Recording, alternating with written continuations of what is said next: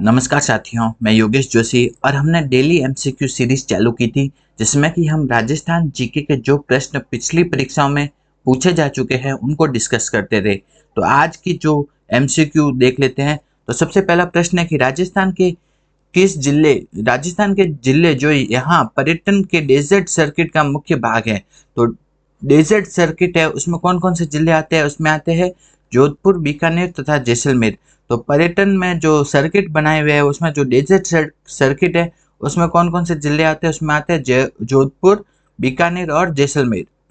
अगला प्रश्न है, टोंक के प्रसिद्ध चार बैत लोक नाट्य कला का प्रारंभ किसने किया था?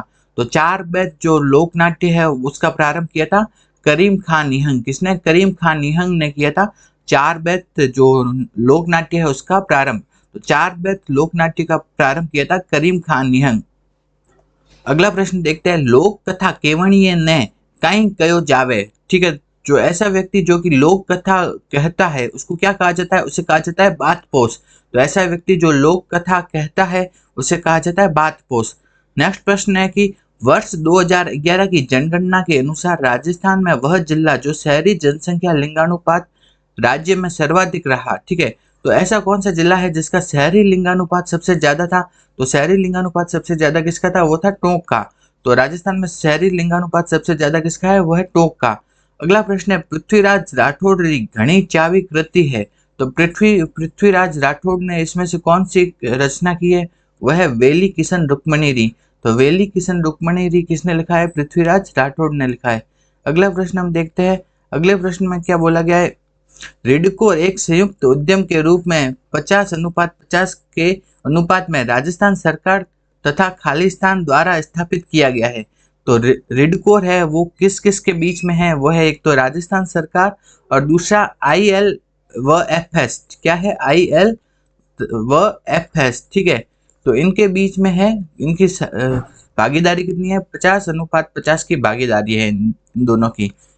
अगला प्रश्न देखते हैं, निम्नलिखित में से किस स्थान पर राजस्थान में साधारणतः सर्वाधिक वर्षा दर्ज की गई है? तो सबसे अधिक वर्षा कहाँ पे होती है? वो है माउंट आबू में। तो कहाँ? माउंट आबू में है इसमें से। अगला प्रश्न है, राजस्थान रा पहला कहानीकार किन्ने मान्या जावे है? ठीक है, तो राजस्थान के पहले कहानीकार किसे माना जाता है? वो माना जाता है शिवचंद्र भरतिया को। राजस्थान के जो पहले कहानीकार माना जाता है वो माना जाता है शिवचंद्र भरतिया को। अगला प्रश्न है, मुर्की आभूषण किस भाग में पहना जाता है? तो मुर्की आभूषण पहना जाता है कान में। ठीक है, तो मुर्की आभूषण पहना जाता है कहाँ पे? पहना जाता है कान में। नेक्स्ट प्रश्न है, किसके शासनकाल में किशनगढ़ चित्रकला शैली को स्वतंत्र स्वरूप प्राप्त हुआ था? तो किशनगढ़ जो चित्रकला शैली है उसे स्वतंत्र स्वरूप कब प्राप्त हुआ था? वो हुआ था राजा सामंत सिंह थे, उनके शासनकाल में किशनगढ़ चित्र शैली को स्वतंत्र स्वरूप प्राप्त हुआ था। आगे हम देखते हैं अगला प्रश्न कि मध्यकाल में खंगा क्या था एक प्रकार का? तो मध्यकाल में खंगा जो होता था वो क्या होता था? एक प्रकार की पगड़ी होता था।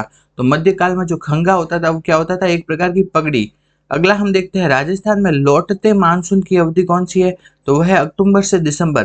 तो अक्टूबर से दिसंबर है वो राजस्थान में लौटते मानसून की अवधि है।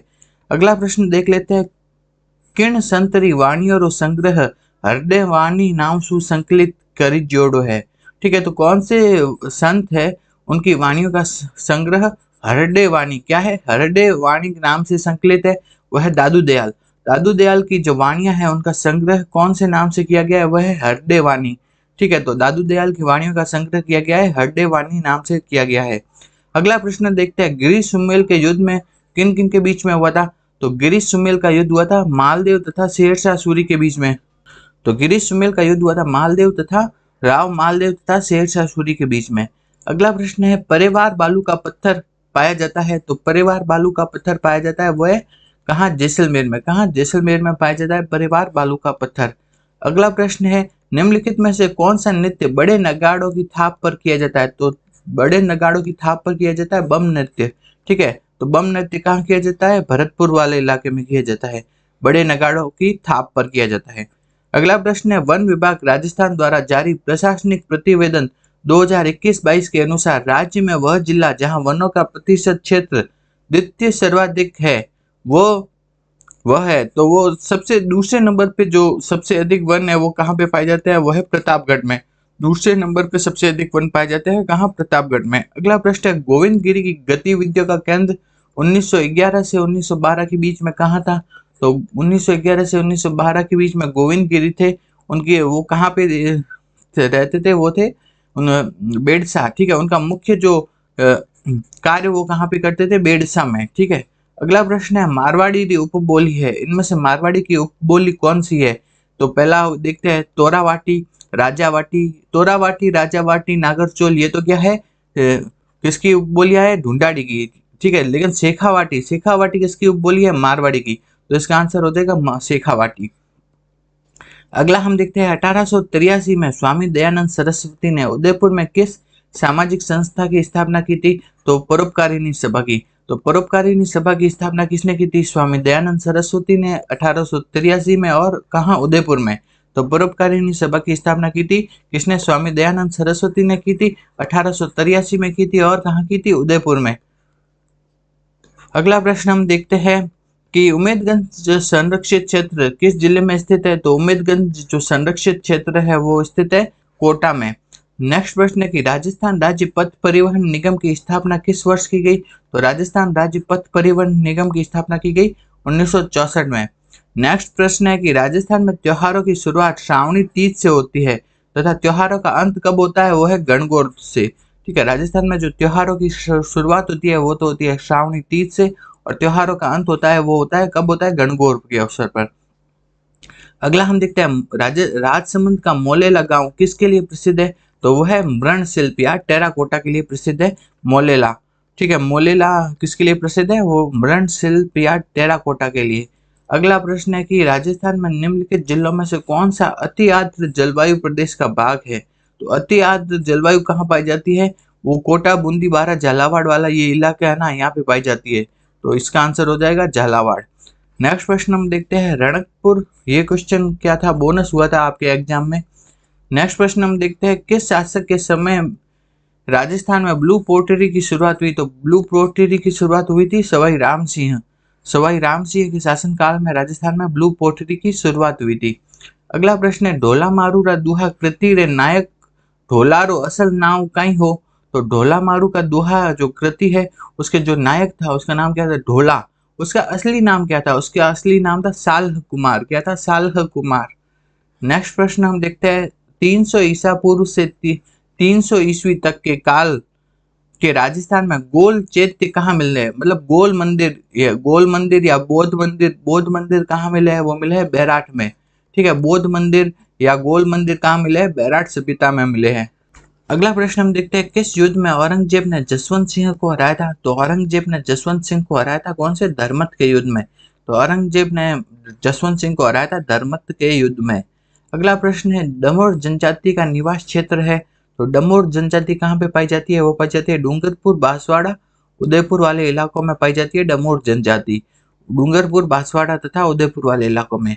नेक्स्ट हम देखते हैं, वर्टिसॉल, वर्टिसॉल मृदा नहीं पाई जाती, तो वर्टिसॉल मृदा कहाँ पे पाई जाती है? हाड़ौती वाला इलाका है ना, कोटा, बूंदी, बारा, झालावाड़, वहां पाई जाती है। तो इसके अलावा कोई ऑप्शन होगा वहां पे नहीं पाई जाएगी, तो बीकानेर, चूरू यहाँ पे नहीं पाई जाती है, ठीक है। नेक्स्ट हम देखते हैं, राजस्थानी चावा नाटककार है, मतलब राजस्थानी के जो नाटककार कौन से है मुख्य, वो है अर्जुन देवचारण। कौन है? अर्जुन देवचारण। अगला प्रश्न है, मरु विकास कार्यक्रम DDP, डेजर्ट डेवलपमेंट प्रोग्राम, ये किस वित्त वर्ष में प्रारंभ हुआ? ये है 1977-78 में। तो मरु विकास कार्यक्रम डेजर्ट डेवलपमेंट प्रोग्राम DDP चालू हुआ 1977-1978 में। अगला प्रश्न देखते हैं, राजस्थान में भाषा की बोली नहीं है, ठीक है। राजस्थान की भाषा की बोली नहीं है पूछा गया है, ठीक है। तो इनमें से कौन सी नहीं है? मालवी राजस्थानी भाषा है, वागड़ी भी राजस्थानी भाषा है, मेवाड़ी भी राजस्थानी भाषा है, लेकिन जो बांगरू है वो राजस्थानी भाषा की बोली नहीं है, तो इसका आंसर हो जाएगा बी।